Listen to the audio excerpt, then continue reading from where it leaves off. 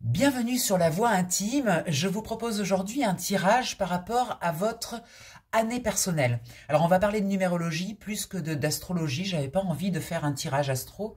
J'avais plus envie de faire un tirage en fonction de la numérologie et donc de votre année personnelle. C'est très intéressant de connaître bien nos années personnelles parce que c'est des influences. Ça va de 1 à 9 et c'est des influences qui sont assez fortes, qui vont un petit peu influencer toute votre année. Alors comment on calcule son année personnelle? Vous prenez le jour de naissance, le mois de naissance et l'année en cours. Vous additionnez tout ça et vous réduisez à un chiffre entre 1 et 9. Donc là, nous sommes en 2025, nous sommes en année 9. Donc vous additionnez au 9 votre jour de naissance et votre mois de naissance et vous saurez ainsi quelle est votre année personnelle. Vous réduisez bien sûr tout ça à un chiffre entre 1 et 9, car il s'agit de cycles de 9 ans. On est toujours sur des cycles de 9 ans. L'année personnelle démarre à la date anniversaire. Donc si vous êtes né par exemple un 8 mars, eh bien le 8 mars, vous allez basculer dans l'année personnelle qui vous correspond, en fonction de votre date de naissance et de l'année en cours. Ça influence toujours un petit peu avant. On peut dire qu'un mois avant, on commence à sentir la puissance de l'année personnelle qui arrive. Ça influence un petit peu un mois avant. Alors ça sera donc du 8 mars au 8 mars de l'année suivante. Voilà. Donc là, on va parler de l'année personnelle 3, qui est une année personnelle de communication, d'ouverture aux autres. Avec l'année 1, on s'est centré sur nous, on était en début de cycle, on était dans une individualisation. Avec l'année 2, on a ouvert à l'extérieur, dans les collaborations, dans voir un petit peu au niveau du couple, où est-ce qu'on en était. C'est des années fortes pour construire le couple, la famille. Et l'année 3, c'est une année d'ouverture à l'expression, à la communication. Qu'est-ce qu'on a compris de notre chemin de vie? Qu'est-ce qu'on a envie de communiquer à l'extérieur? Donc on va aller voir avec le tarot psychique, qu'est-ce qu'il a envie de nous dire pour ce mois de septembre, cette rentrée, après un été chaud, avec beaucoup de lumière, beaucoup de soleil. On va voir en septembre, là, ce qui vient. On va faire une coupe pour regarder un petit peu. Donc là, il y a une notion de souffrir en silence. Ça veut dire qu'il y a quelque chose qui doit être dépassé. On a une souffrance qui demande à s'exprimer, qui demande à sortir de sa cachette et qui demande à être exprimée. Là, il ne s'agit plus de laisser ça dans le silence, puisqu'on est en plus en année 3 de communication. On a le conflit mental, on a quelque chose donc dans cette souffrance qui crée un conflit, parce qu'on se dit c'est pas normal que je continue à souffrir, que ce soit encore actif. On va regarder ça de plus près avec le tirage. Donc je vais mettre au centre la carte qui va concerner le tirage dans sa globalité. En haut, je vais mettre les énergies du haut, tout ce qui est spirituel. En bas, je vais mettre donc les énergies dans la matière. À gauche, je vais aller mettre ce qui bloque. Et à droite, je vais aller mettre ce qui aide. Voilà. Le tirage est fait. On va aller voir ce que ça donne au niveau des énergies. Donc je vais juste vérifier le cadrage pour vérifier que vous voyez bien toutes les cartes. C'est OK. Allez, on est parti.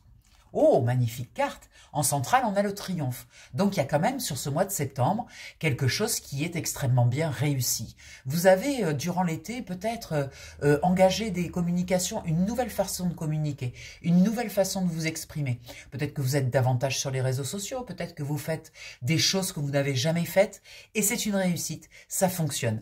Pour vous, du coup, cette forme de communiquer, cette façon de communiquer, elle est très intéressante parce qu'elle vous permet justement de vous montrer, de vous mettre en valeur et de montrer qu'est-ce que vous avez appris dans votre vie.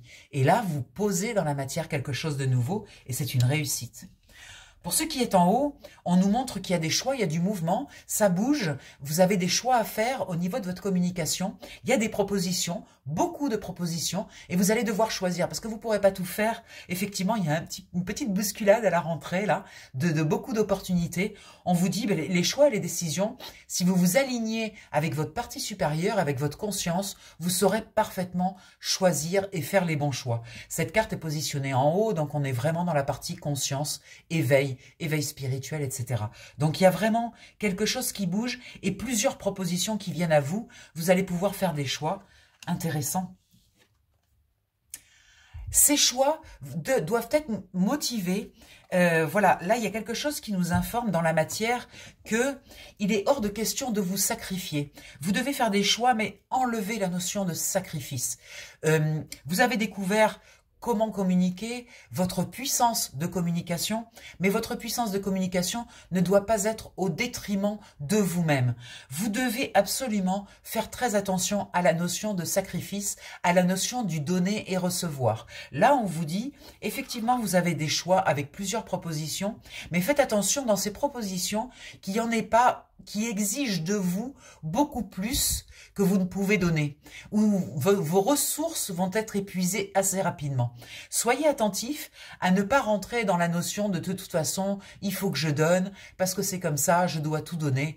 Non, préservez-vous un petit peu. Là, il y a vraiment un petit bémol sur la notion de sacrifice. Faites bien attention à ça, et notamment dans vos investissements dans la matière. Ce qui vous bloque, c'est la force spirituelle.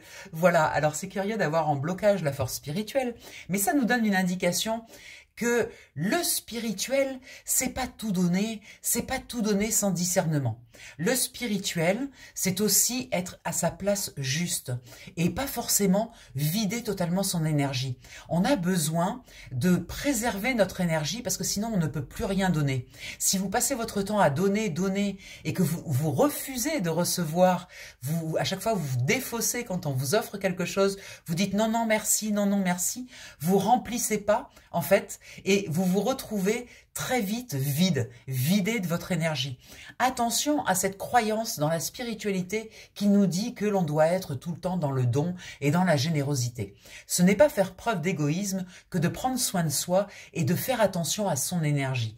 Il y a des énergies toxiques dans le monde, il y a des gens toxiques, vous devez les repérer et faire attention à ne pas donner votre énergie à ces personnes qui sont toxique, du moins pour vous. Une personne toxique n'est pas forcément toxique pour tout le monde, mais elle peut être toxique pour vous. Donc soyez attentifs.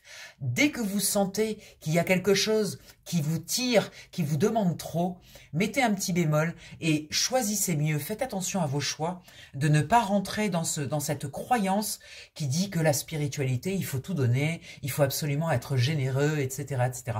Attention à la communication de cette année 3, parce que la communication de cette année 3, c'est une communication qui peut être aussi une manipulation.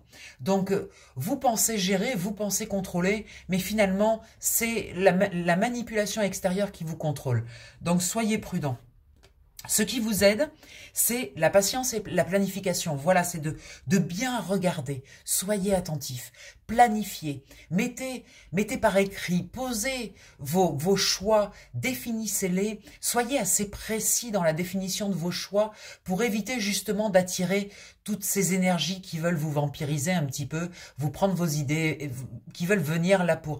Ils voient bien que vous avez beaucoup de charisme, que la communication c'est quelque chose pour vous qui est assez facile cette année, et autour ça a envie de venir un peu vampiriser. Donc, bémol, ne focalisez pas dessus, soyez juste attentifs. Soyez attentifs, planifiez correctement, comme ça vous éviterez des petits déboires, de vous vider aussi de votre énergie et d'être fatigué. Parce que là, septembre, c'est le début de l'année, on dit c'est la rentrée, donc là ça va vous demander beaucoup d'énergie jusqu'à cette fin d'année. Il y a 4 mois à passer là qui vont être intenses et on vous dit préservez-vous, préservez-vous, planifiez, soyez patient, prenez le temps et autorisez-vous vraiment à refuser certaines choses, autorisez-vous à refuser. Si c'est pas aligné, refusez. Ça sera de toute façon réussi, ne vous inquiétez pas, vous avez la carte du triomphe, ça sera de toute façon réussi. Voilà, je vous embrasse bien fort et puis je vous souhaite un merveilleux mois de septembre. Je vous dis à très bientôt sur La Voix Intime pour la suite des événements en octobre pour les chemins de vie 3. Je vous embrasse.